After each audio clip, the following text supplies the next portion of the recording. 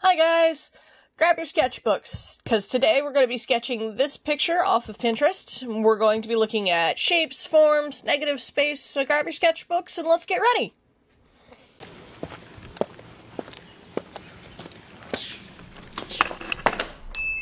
Hello, and welcome to the Rummaging Ferret. So, I'm using a black background for higher contrast, and I'm just kind of trying to use a bright blue brush. Testing the pen pressure, we want to make sure our opacity is up high, and that our line thickness pen touch is working. So, what I'm doing is I'm just kind of trying to flush out basic shapes of where everything is before we get too attached and start doing line work or anything like that, and it just, sometimes the drawing doesn't look right, and we try to shift it all later once we get all this detail, and it's a mess. So it's better to just block out your shapes and your form before you actually go in and start doing, you know, details and like finished line work and that sort of thing. So we're just kind of sketching this image here. So I'm looking at the proportions of her shoulder to her head. What you want to try to do is relate, like, say, half of her head to about how far it is to the end of her shoulder. So it's kind of like two half heads to get to the shoulder I'm working on currently. And now I'm kind of looking at how do I want to put her hand. Her hand is basically a rectangle, but one side's kind of smaller than the other. So the part that attaches to your wrist is going to be smaller than the part that attaches to all your fingers. So I'm blocking that in right now, making sure I get that shoulder that's sticking out past her hand and her arm. Just trying to rough sketch all of that in.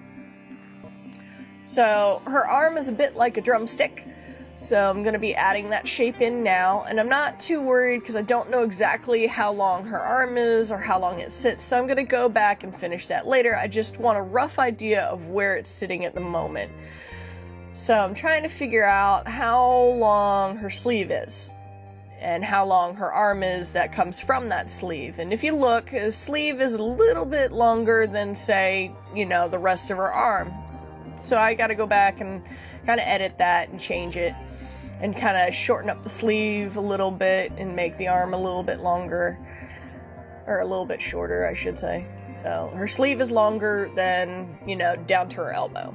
So I want to reflect that. And your arms, your upper arms are going to be the same distance from your shoulders. So I'm drawing two horizontal lines, and it's easier to connect points that way. So your elbows are going to line up with your shoulders, no matter how far you go, because they're the same distance, right? So I'm moving her arm a little bit and trying to thin it out, but I want to make sure those elbows sits on those two horizontal, well, parallel lines, those two parallel lines, and make sure that those are the same. And I know it looks like she is kind of wonky in my sketch right now, but that's because we don't have the rest of her to kind of understand how she's sitting, like she is in the photo. So her elbow kind of gently touches her knee, and I'm looking at that negative space and trying to figure out the form of her knee versus her arm, and then that little bit of negative space right there that I just shaded in.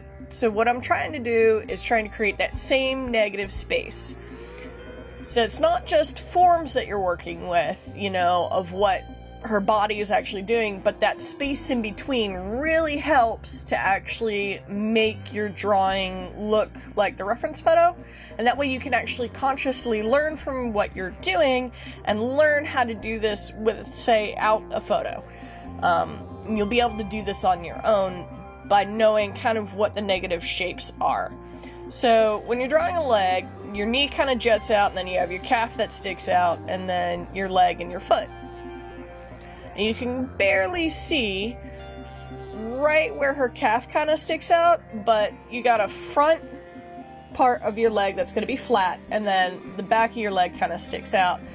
So with the basic knowledge of that, of anatomy, I can kind of try to figure out where that leg goes, and I struggle with this leg. It's it's not quite where it should be, and it's hard to tell with her pants and her hand in the way, and those pants really kind of throw me off because they're like baggy, so I can't exactly see where her leg sits. I can kind of guess, but if you look, the angle isn't right. So my leg is straight down, but her leg is more at an angle, so I just draw a line trying to figure out, okay, here's where that angle should be. And then based off of that, I could draw her calf in, and then her shin, which is flat. And her knee kind of jets out a little bit past her elbow, so I want to make sure I leave that in there too. So I'm looking at kind of where's her waist, and she's sitting on stairs. So there is a horizontal surface. I can see where she's sitting. So her hips should be kind of parallel with how she's sitting. And I noticed, like, something's not right, like, her arm's not right, you know, so I'm trying to match the angle of her arm with the angle of my arm and adjust that. And a lot of the times you just draw a straight line, and you can figure out where that should be and just put a line on your drawing to match, and then that's where you build your arm. So we're kind of building a human instead of just, like, copying. We want to consciously know what we're doing and how your limbs relate to one another, so that way you can draw your own. So if she's sitting on a parallel horizontal surface, like stairs, I could figure out, okay, well, her hips are going to have to sit on those, so it's going to be parallel as well. So I could draw the lines in and kind of figure out where her thigh sits. You know, use the image to draw another line down her thigh and go, okay, let's draw another line on my drawing to match that, and then build from there. So you're just kind of slowly building up blocks of a human being. So now I'm drawing, you know, it's easier to attach 2 points, so I'm just drawing a line from, say, her wrist to her arm, and I'm making sure that line matches the reference photo. So that way I can kind of move things about, and that leg's still bothering me. Like, there's something wrong with that leg, and I'm trying to shift it around, and it's not actually the leg, which you'll see in a minute or two. I kind of realize it's not the leg. I'm like, the leg's too thick, so I shrink the leg, and it's just still not working for me. Something just feels off about it, and, you know, I'm trying to figure out, okay, the hand is overlapping with the leg. So I put that there, but that, you know, that arm looks weird, and once again, your hand is kind of like a rectangle, but one side shorter than the other. Where it attaches to the wrist, it's going to be shorter. And then I'm going to draw my drumstick, which has the thicker part where your elbow is, and it shrinks as it goes to the wrist. And you want a little bit of pudge kind of right before you hit your elbow. And then you draw your knee, which is a circle, and you can attach, you know, your legs to that. So in relationship to where that arm sits, I can draw the knee kind of nearby it. And kind of figure out, okay, well, her leg is actually going straight down, so I can draw a little bit of a line from there. And just making sure I get that negative space, that triangle of negative space between her knee and her arm, and that's going to help a lot. And that pant leg is still bothering me. There's a pant cuff right there. Like, I know I can see the pant cuff. And I'm trying to get that, because I'm still having trouble figuring out where that leg is in relationship to the rest of her body. And I'm still messing with the knee, and the arm is kind of like too long, and there's something about that leg that just seems off and not right. So I'm trying to gauge the distance between point A and point B from her knee to her ankle, and I can't figure out where her ankle is, and I can't see her foot. This is always kind of an issue. So I'm drawing her arm just a little bit shorter and kind of trying to flesh out that knee again, and it's just something not right about it. So I'm moving it in a little bit. She just seems like she's too wide, and I blame the knee, but that's actually not what it is. And make her knee a little bit bigger, because it just, something about it's not sitting right. It just, proportionally, it just seems off compared to the photo. Moving it over. I mean, now, but like, if you look, her knee doesn't come out as far as it does in the photo, in my sketch. And so I just kind of build the knee out a little bit. I start looking at this other thigh, and like, here's her hips. And my hips are way wider than what her hips actually are. So I'm just going to take the whole drawing and move it in. This is the wonderful thing about digital. In traditional, I'd have to erase and redraw it. And I wanted to keep this video shorter, so that's why I did it digitally instead of traditionally, because I knew I always make mistakes. So I just want to make sure that proportionally her hips are about the right size. And now they kind of are, since I moved everything over. So now I'm just kind of like, I want to make sure I get that negative space back in there, since I shifted and moved everything around. And I think I pretty much got it. We got the thigh going there, we got the knee, and I can't see where her knee goes, but it looks like it goes kind of straight down. And back to that pant cuff, man. I can't figure out where her leg actually is in that mess. Because it looks like it's pulled back and kind of under her a little bit. So I'm trying to draw the pant leg out and her hand over top of it. And her fingers kind of like drape down in almost like a triangle, like a diamond shape almost. So I put those in. And it just looked really weird to not have another leg there, so I just finished drawing that leg in. I'm just gonna try to clean everything up a little bit so I can see what's going on.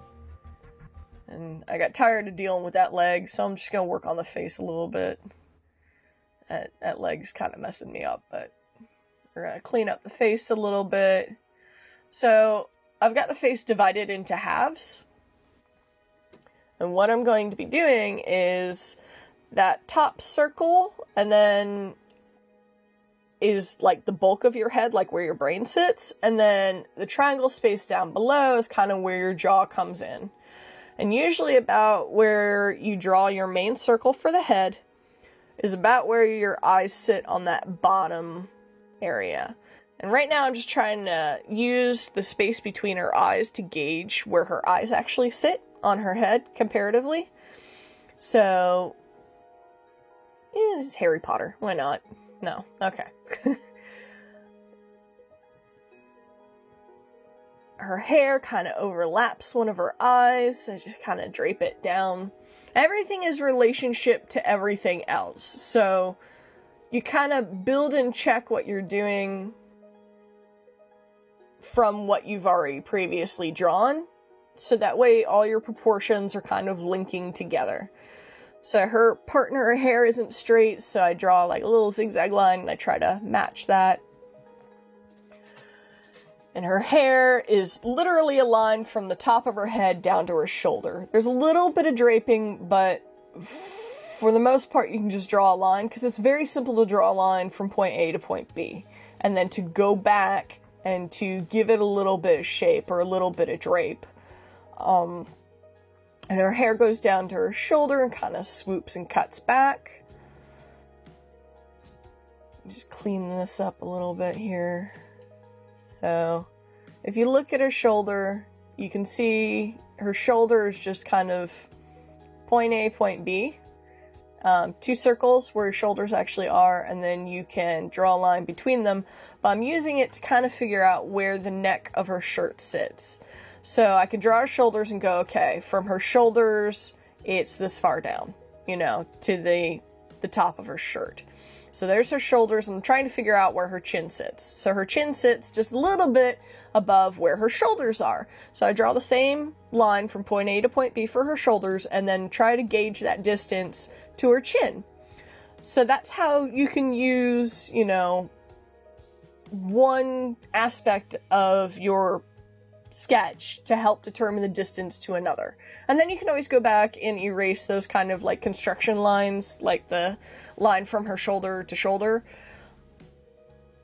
and just kind of lightly draw her chin in based off of, and I like that line, but I think it needs to sit higher, so I just move it up a little bit. There we go. That looks better. So the edge of her head and the edge of her hair to where her eye sits. And you can kind of gauge that distance. I don't need all these construction lines. Let me get rid of those. Clean it up a little bit. There we go. Okay, that's looking better. Get rid of the line down her head. I usually have a line down her head for just to figure out where the center of her head is. And a lot of times you can use that to figure out where a person's looking. if you draw the center line down their head, you can figure out where their nose is, and then you can base your eyes off of that, and you can usually figure out how their head is turned that way. Erg. I'm having such problems with this leg. This leg is driving me nuts because I can't see it. I'm kind of looking at her hand and trying to determine where her mouth sits and how far from her nose her mouth is. And I'm also using her hand. My hand's not quite in the same place. I'm able to figure it out. I'm just kind of trying to figure out where her neck is, because it looks like she's got one in there, but it's covered in darkness. So if you look at the proportions of a face, you can run your finger from the bridge of your nose to the corner of your eye, and that's going to hit where your ear actually attaches to your head. From the corner of your nose, you can go across your cheek, and that's going to hit kind of that bit that sticks out from your ear on the inside. And then from the corner of your lip, you can go all the way back to across your jaw, and you can actually attach it to your earlobe. And that's kind of how human proportions and faces work. And based on that, I can kind of figure out where your neck attaches, because it's almost kind of attached to the back of your head and your ear. If you continue that farther back is where the base of your neck and your head start. Is if you go from the straight back of your earlobe, straight back is kind of where the base of your skull is. I'm trying to add back her shoulder because I missed it somehow. It vanished amongst the line work that I cleaned up. I'm making sure I've got that negative space still in there, and kind of like, you know, her shirt drapes a little bit, and I want to make sure that she has kind of a waist. So, thank you for watching. If you enjoy this video, subscribe, it's for free. Just have an artsy day. Oh, well, hang on. She doesn't have feet and it looks weird. So, this is what happens when you don't draw from reference. I have no idea what her feet look like, so I'm just kind of box some shapes in, roughly. Well, that one didn't look too bad, but it needs some more form. It needs to be more like a three-dimensional shape. That's roughly, it seems too small, but it'll work. And just kind of flesh this one out, because I've got pretty much all of her except for her feet, so I'm just gonna, sorry, I'll just quickly put these in. It's bothering me. Alright, there we go. Now we're done. Thank you for watching. If you enjoyed me and my ferrets, it's free to subscribe, and remember, there's magic in art.